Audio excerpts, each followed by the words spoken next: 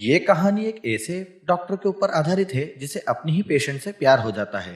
Doctor अपनी patient के साथ में इलाज के साथ साथ क्या क्या करता है, अब हम देखेंगे आज के इस एक्सप्लेनेशन में।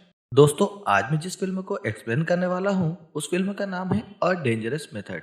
ये फिल्म 2011 में रिलीज हुई थी। दोस्तों, मूवी की शुरुआत होती है और हम देखते हैं कि ये घोड़ा गाड़ी में कुछ लोग एक सबीना नाम की लड़की को कहीं ले जा रहे होते हैं।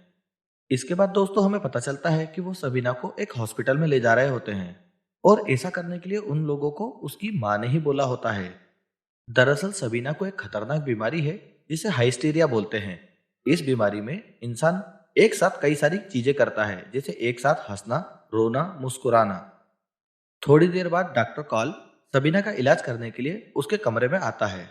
अब डॉक्टर कॉल बोलता है कि मैं तुम्हारा इलाज करने के लिए तुम्हें किसी भी प्रकार की दवाई या इंजेक्शन नहीं दूंगा और हम लोग 1 घंटा सिर्फ तुम्हारे पास्ट के बारे में बात करेंगे, जिससे मुझे पता चल जाए कि तुम्हें ये प्रॉब्लम कहाँ से और क्यों शुरू हुई है। उसके बाद डॉक्टर कॉल सबीना के पीछे जाकर बैठ जाते हैं। हमें इस दौरान यह मालूम पड़ता है कि सबीना की इस हालत का कारण उसके पिताजी हैं और इस दौरान हमें पता चलता है कि सबीना के जो डैड थे वो उसके भाई बहनों को काफी मारते थे, जिसके कारण उसकी ये हालत हो गई है। इसके बाद हम अगले सीन में देखते हैं कि काल अपनी वाइफ के साथ में कुछ बात कर रहा है। उसकी वाइफ जो कि कुछ दिनों की प्रेग्नेंट है। फिर एक दिन काल जब अपनी वाइफ की कंडीशन को चेक कर रहा होता है तब वो अपने साथ सबीना को भी रखता है और इस वाक्य के बाद उसे पता चलता है कि सबीना अगर ठीक हो गई तो वो बहुत अच्छी फिजिशियन बन सकती है। उसके बाद काल एक बार फिर सबीना को उसके पास्ट के बारे में बताने के लिए बोलता है। उसके बाद सबीना से पूछता है कि तुम्हारे डैड ने तुम्हें पहली बार कब मारा था और किस तरह से मारा था। सबीना डॉक्टर कॉल को बताती है कि जब वो 4 साल की थी तब उसके हाथ से एक प्लेट गिरकर टूट गई थी। तब उसके पिताजी उसे एक बंद कमरे में लेकर गए थे और उसको पीछे से मारने लगे। इससे सबीना को दर्द तो बहुत होता था पर उसे मजा भी बहुत आता था।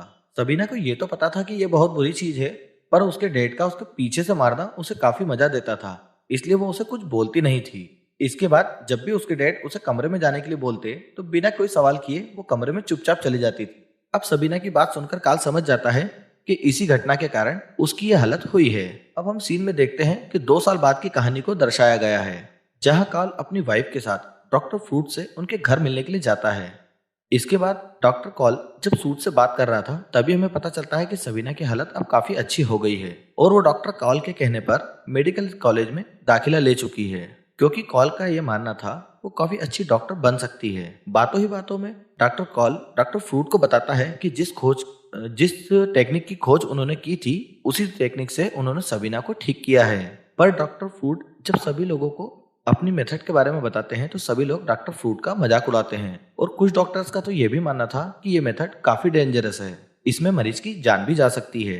इसके बाद काल सबीना से मिलने के लिए जाता है और वो उसे बताता है कि डॉक्टर फ्रूट से उसने सबीना के बारे में बात की है और डॉक्टर फ्रूट को उसने ये भी बताया है कि तुम आगे जाकर बहुत अच्छी डॉक्टर बनने वाली हो। अब सबीना को ये जानकर बहुत अच्छा लगता है, क्योंकि खुद भी वह मेडिकल की पढ़ाई कर रही होती है। एक दिन डॉक्टर फ्रूट ऑटो नाम के एक आदमी को डॉक्टर कॉल के पास में इलाज करवाने के लिए भेजते हैं। दरअसल ऑटो एक साइको एनालिसिस का डॉक्टर हुआ करता था, पर वो धीरे धीरे लड़कियों का एडिक्ट हो गया था और उसकी इसी आदत को छुड़वाने के लिए डॉक्टर फ्रूट ने उन्हें डॉक्टर कॉल के पास में भेजा था। क्योंकि डॉक्टर कॉल सबीना का काफी अच्छा इलाज कर चुके थे, इसीलिए उनके पास भेज दिया गया। उसके बाद कॉल जब ऑटो से बात करता है तो उसे पता चलता है कि ऑटो का उसके कई सारे पेशेंट के साथ में रिलेशन रहा है। दरअसल ऑटो ये मानता है कि ऐसा करके वो अपने पेशेंट को ठीक कर रहा है, बल्कि वो उनको आगे बढ़ने के लिए जिंदगी में उनका साथ भी दे रहा है। इसके बाद काल जब सबीना से मिलता है तो बातों ही बातों में सबीना उसे किस कर लेती है और काल भी मन ही मन सबीना से प्यार कर रहा था, इसलिए वो उसे कुछ नहीं कहता है। फिर ये बात जब ऑटो को पता चलती है तो ऑटो मिस्टर कॉल को कहता है कि आपको सबीना के साथ सभी कुछ करने की फ्रीडम देनी चाहिए और उसके साथ में घपाघप भी करना चाहिए, क्योंकि इससे उसकी मानसिक स्थिति में काफी सुधार आएगा और आपको भी अच्छा फील होगा। आप उसकी मदद ही कर रहे हैं, आप कुछ बुरा नहीं कर रहे हैं। अब काल सोचने लगता है कि ऑटो तो यहाँ पर इलाज करवाने आया था, पर वही उसको नई नई चीजें सिखा रहा है। उसके बाद ऑटो उस अस्पताल से चुपके से भाग जाता है, पर उसने कॉल के लिए एक चिट्ठी छोड़ी थी जिसमें उसने लिखा था कि वो अपने बाप से तंग आकर यहाँ से भाग रहा है, इसमें काल की कोई गलती नहीं है। इसके साथ ही चिट्ठी में वो कॉल को बताता है कि उसको सबीना के साथ घपाघप करना चाहिए ताकि उसकी मानसिक स्थिति काफी ठीक रह सके। अब चिट्ठी पढ़ने के बाद में काल अपने आप को रोक नहीं पाता है, उसके अंदर का जानवर जो है जागृत हो जाता है और वो सबीना के घर जाता है और उसके साथ में घपाघप भी करता है। और इसके बाद से ही उन दोनों में अफेयर शुरू हो जाता है। कभी घर में तो कभी नाव में घपाघप का सिलसिला लगातार जारी रहता है। और इस दौरान सबीना कई बार मिस्टर कॉल को अपने पीछे मारने के लिए भी बोलती है। इस बात से कॉल ये समझ तो गया था कि सबीना की बीमारी जो है वो पूरी तरह से ठीक नहीं हुई है। इसी दौरान डॉक्टर कॉल मिस्टर फ्रूट से भी मिला करते थे, जो वो सबीना की जानकारी लेते रहते थे और वो सबीना की प्रोग्रेस के बारे में उनसे चर्चाएं किया करता था। पर कॉल डॉक्टर फ्रूट से कुछ बातें छुपाता है, जैसे कि सबीना के साथ में उसका अफेयर चल रहा है और वो कभी नाव में तो कभी घर पर तो कभी बागीचे में घपाघप कर रहे हैं। अब डॉक्टर फ्रूट और मिस्टर कॉल आपस में बात कर रहे होते हैं, तभी किसी बात को लेकर उन दोनों में बहस हो जाती है और उन दोनों में बातें होना कम हो जाती है। इसके बाद में हम देखते हैं कि डॉक्टर फ्रूट मिस्टर कॉल से मिलने के लिए उनके घर आते हैं और शहर में फैल रही अफवाहों के बारे में उनसे जानकारी लेते हैं कि एक लड़की सभी को लेटर भेज रही है कि काल का अपने पेशेंट के साथ में अफेयर चल रहा है। क्या इस बारे में कोई सच्चाई है?